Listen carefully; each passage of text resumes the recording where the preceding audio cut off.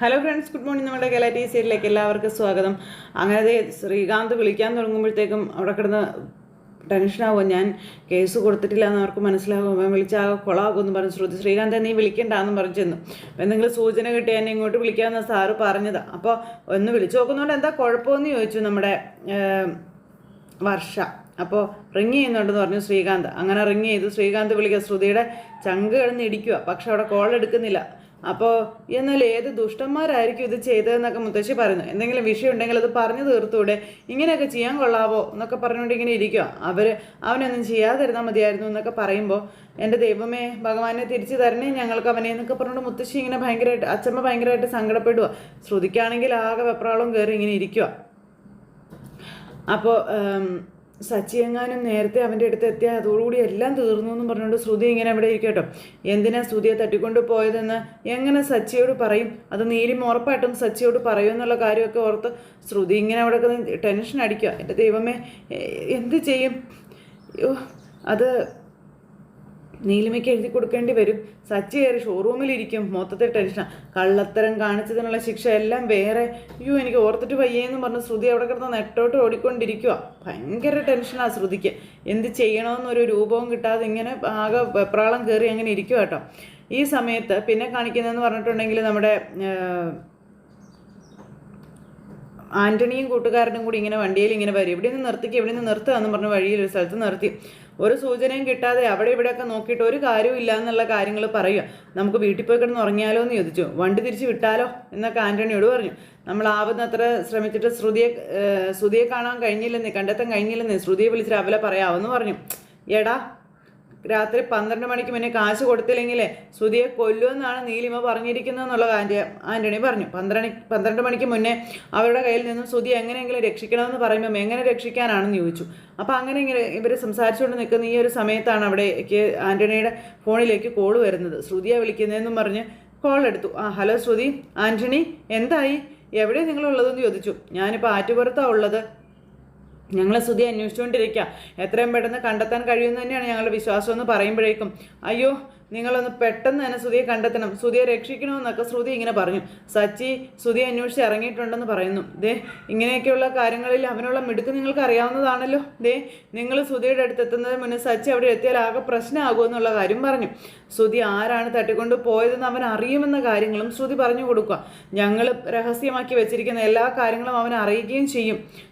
പിന്നെ എന്തൊക്കെയാണ് സംഭവിക്കാൻ പോകുന്നതെന്ന് ഊഹിക്കാവല്ലോ ആൻ്റണി എന്നൊക്കെ പറയുവാണ്. അപ്പം നിങ്ങൾ ശ്രുതി എവിടെയാണെന്ന് കണ്ടെത്തി ഒന്ന് രക്ഷപ്പെടുത്തി കൊണ്ടുവരാൻ നോക്കാനും പറഞ്ഞു ശ്രുതിയെ.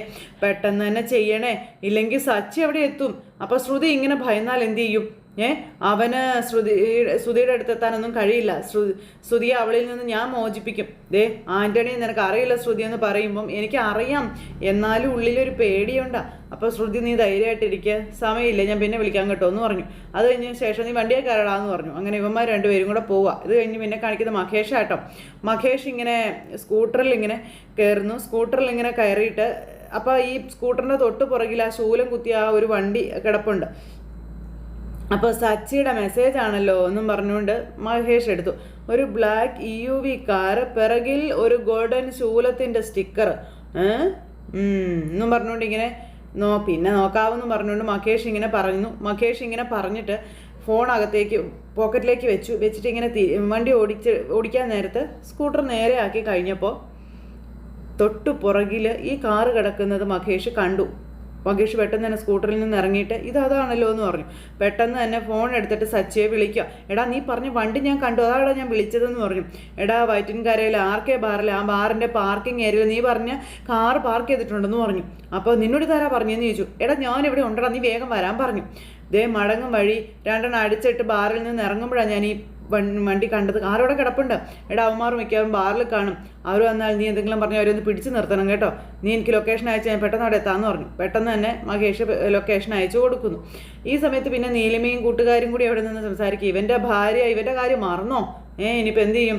അപ്പോൾ ക്യാഷ് റെഡി ആയിട്ട് വിളിക്കാമെന്ന് പറഞ്ഞിട്ട് ഇതുവരെ വിളിച്ചില്ലല്ലോ എന്നൊക്കെ പറഞ്ഞപ്പം ഞാൻ പറഞ്ഞ ടൈം ആയില്ലല്ലോ, അതായിരിക്കുമെന്ന് നീലിമ പറഞ്ഞു. വിളിക്കോ ഇല്ലയോ എന്ന് നോക്കാം എന്നൊക്കെ പറഞ്ഞിട്ട് അങ്ങനെ രണ്ടുപേരും നിൽക്കാം. നിൻ്റെ കൂട്ടുകാരൊന്നും കാണുന്നില്ലല്ലോ, കുറേ സമയമല്ലേ പോട്ടെന്ന് നീലിമ പറയുമ്പോൾ അവർ വന്നോളും കുഴപ്പമൊന്നുമില്ല എന്ന് പറഞ്ഞു. അപ്പോൾ എനിക്കൊന്ന് പുറത്ത് പോവേണ്ടതാണ്, പ്രധാനപ്പെട്ട ഒരാളെ മീറ്റ് ചെയ്യാനുള്ളതാണെന്ന് പറഞ്ഞു നീലിമ.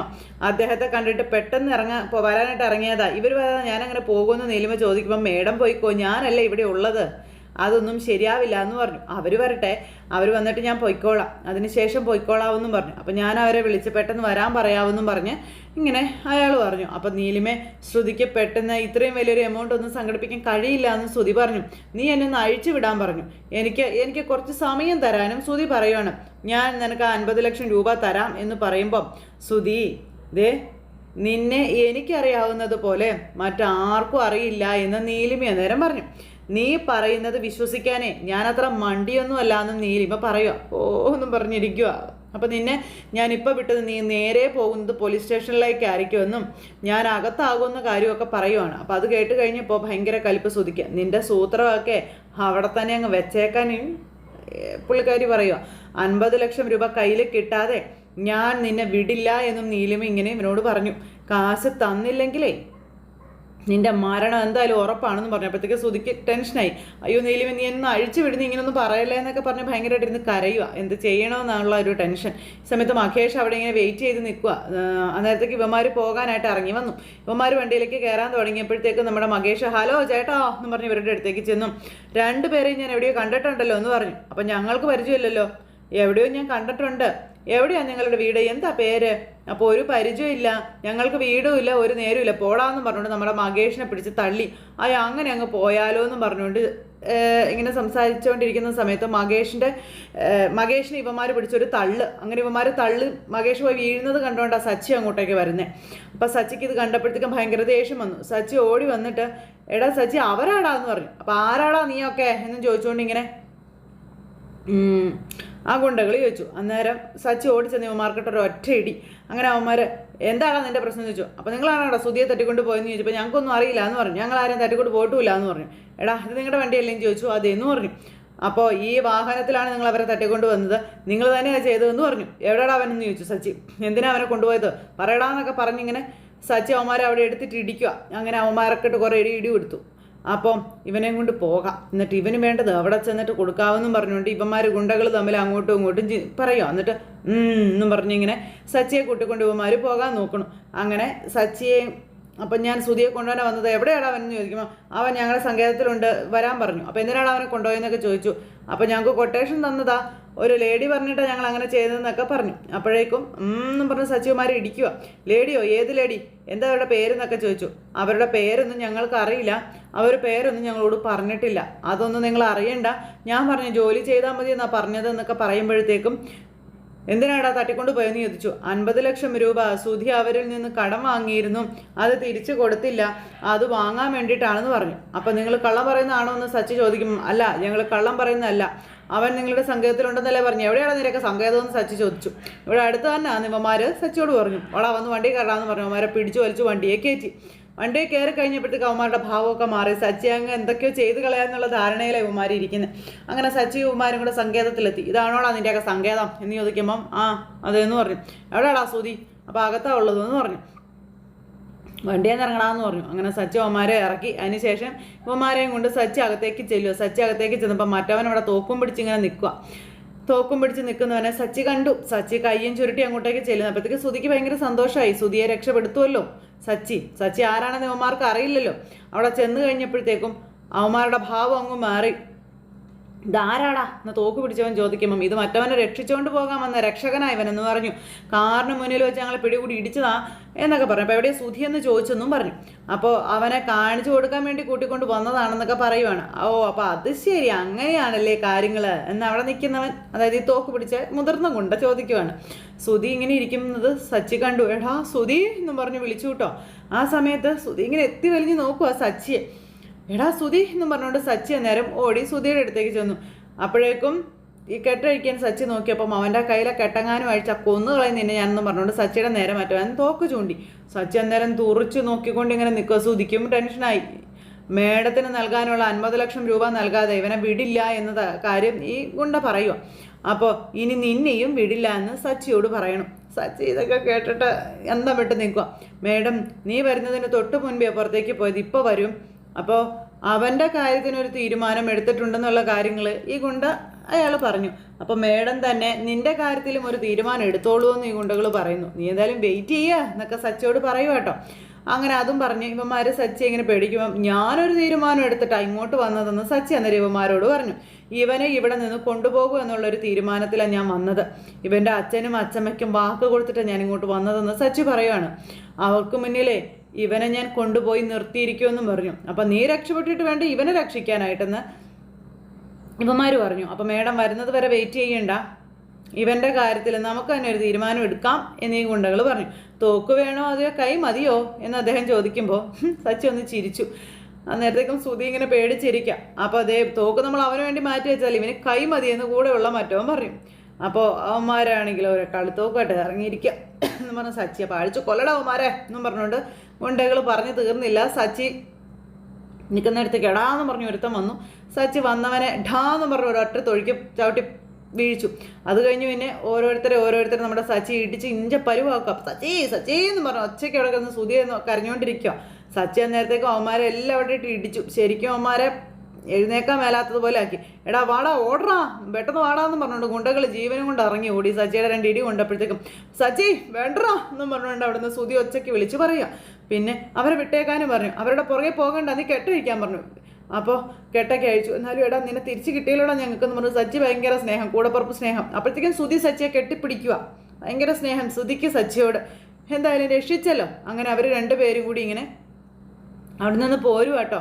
ഇത് കണ്ടോ ദേ ഇവന് ഇതിനകത്തൊക്കെ വല്ല പങ്കും ഉണ്ടായിരിക്കുമോ, അല്ലെങ്കിൽ ഇവനെല്ലാം അറിഞ്ഞു കാണുമോ, എന്നിട്ട് ഇവനൊന്നും അറിയാത്ത രീതിയിൽ എൻ്റെ മുന്നിൽ അഭിനയിക്കുന്നതായിരിക്കും. വീട്ടിലെത്തി എല്ലാവർക്കും മുന്നിൽ വെച്ച് വിചാരണ ചെയ്യാനായിരിക്കും പ്ലാൻ. അയ്യോ ഇതിനേക്കാളും ഭേദം അവരെന്നെ കൊന്നാമതിയായിരുന്നു എന്ന് പറഞ്ഞ് സുധി ഇങ്ങനെ നിൽക്കും. അപ്പം എന്താണ് നീ ആലോചിക്കുന്നതെന്ന് സച്ചി. അപ്പോൾ ഒന്നുമില്ലടാ എന്ന് പറഞ്ഞു സുധി. എനിക്കറിയാം നിന്നെ എന്തിനാ തട്ടിക്കൊണ്ട് വന്നെന്നുള്ള ചോദ്യത്തിന് മറുപടി പറയണമല്ലോ അല്ലേ എന്ന് സച്ചി. സത്യം പറയാൻ എന്തായാലും പറ്റില്ല, കള്ളം പറയണം അതിനല്ലേ എന്നൊക്കെ ചോദിച്ചു. എന്ത് കള്ളം പറയാനാ നീ ആലോചിക്കുന്നത് എന്ന് ചോദിച്ചു. വീട്ടിലെത്തുന്നത് വരെ സമയമുണ്ടല്ലോ, നീ നന്നായിട്ട് ആലോചിച്ചോളാൻ പറഞ്ഞു സച്ചി. സുധി ഇങ്ങനെ പേടിച്ച് വിറച്ച് ഇങ്ങനെ ഇവിടെ നിൽക്കുക. കള്ളം പറഞ്ഞ് രക്ഷപ്പെടാമെന്നൊന്നും നീ കരുതണ്ടാന്നും പറഞ്ഞു. ഞങ്ങളൊന്നും മണ്ടന്മാരല്ല സുധി എന്ന് സച്ചി അന്നേരം ശ്രുതിയോട് പറഞ്ഞു.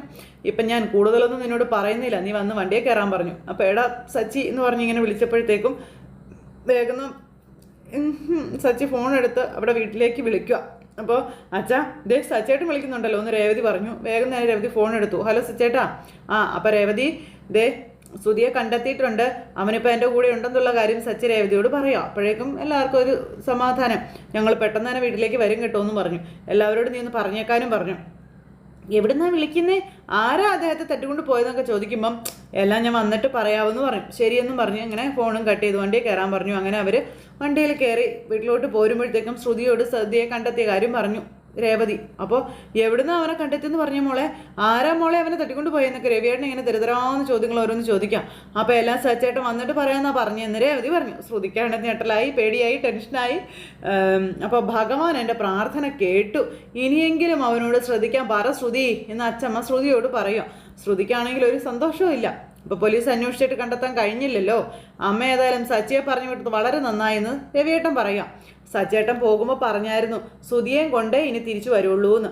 ആ വാക്ക് എന്തായാലും പാലിച്ചു എന്ന് രേവതി ഇങ്ങനെ പറയുക. അപ്പോഴേക്കും നമ്മുടെ ശ്രുതിയുടെ മുഖത്ത് ടെൻഷനായി. 50 ലക്ഷം രൂപ തന്ന കാര്യം സച്ചോട് നീലിമ പറഞ്ഞു കാണും. ഇനിയിപ്പോൾ എന്ത് ചെയ്യുക, ഈ രാത്രിയോടെ എല്ലാം തീരുമെന്നും ഷോറൂം നഷ്ടപ്പെടുമെന്നൊക്കെ പറഞ്ഞുകൊണ്ട് നമ്മുടെ ശ്രുതി ഇങ്ങനെ മനസ്സിൽ ചിന്തിക്കുക. ആ സമയത്ത് ശ്രുതിയേട്ടത്തേക്ക് എന്താ ഒരു ടെൻഷൻ എന്ന് ശ്രീകാന്ത് ചോദിച്ചു. അപ്പോൾ ശ്രുതിയേട്ടനൊന്നും പറ്റിയില്ല, രക്ഷിച്ചു എന്ന് അറിഞ്ഞിട്ടും ആ സന്തോഷമൊന്നും മുഖത്ത് കാണുന്നില്ലല്ലോ, അതെന്താണെന്ന് ചോദിച്ചു കേട്ടോ. അപ്പോൾ അവൾക്കത് ഇപ്പോഴും വിശ്വസിക്കാൻ കഴിഞ്ഞിട്ടില്ലടാ, അതാ ഇങ്ങനെയെന്ന് പറഞ്ഞു. അല്ലേ ശ്രുതി മോളെ? അതെ എന്നും പറഞ്ഞു ശ്രുതി ഇങ്ങനെ നിൽക്കുക കേട്ടോ. ആ സമയത്ത് എല്ലാവരും ഭയങ്കര സമാധാനത്തിലിരിക്കുക. സച്ചി അവനെയും കൂട്ടി ഇപ്പം ഇങ്ങോട്ടേക്ക് എത്തും. അപ്പോൾ നിനക്ക് വിശ്വാസമാവുമല്ലോ അല്ലേ എന്ന് അച്ഛമ്മ ചോദിച്ചു. ദേ പറഞ്ഞതിനൊക്കെ സച്ചിയോട് നീ ക്ഷമ ചോദിച്ചിരിക്കണം, പറഞ്ഞ് മനസ്സിലായോ എന്ന് ചോദിച്ചു. അപ്പോഴത്തേക്കും ശ്രുതി ഉച്ചോട്ട് അനുഭവിക്കുന്ന ടെൻഷനാ, നല്ല തലവേദന, ഞാൻ കുറച്ചൊന്ന് റെസ്റ്റ് എടുക്കട്ടെ എന്ന് പറഞ്ഞുകൊണ്ട് ശ്രുതി അവിടെ നിന്ന് അങ്ങോട്ടേക്ക് പോയി. അപ്പോൾ ശ്രുതിയുടെ മുഖത്ത് സന്തോഷമൊന്നും ഇല്ലാത്തതിൻ്റെ ഇവർക്ക് എന്തോ മനസ്സിലായി. ഇവരെല്ലാവരും കൂടി ഇങ്ങനെ അങ്ങോട്ടും ഇങ്ങോട്ടും നോക്കിക്കൊണ്ട് അങ്ങനെ ഇരിക്കുന്നിടത്ത് ഇന്നത്തെ കഥ അവസാനിച്ചു. അപ്പോൾ എല്ലാവരും കാത്തിരുന്ന് കാണത്തില്ല. എല്ലാവർക്കും നല്ലൊരു ദിവസം ആശംസിക്കാം കേട്ടോ. നന്ദി. ശരി, ബൈ ബൈ, ടാറ്റാ.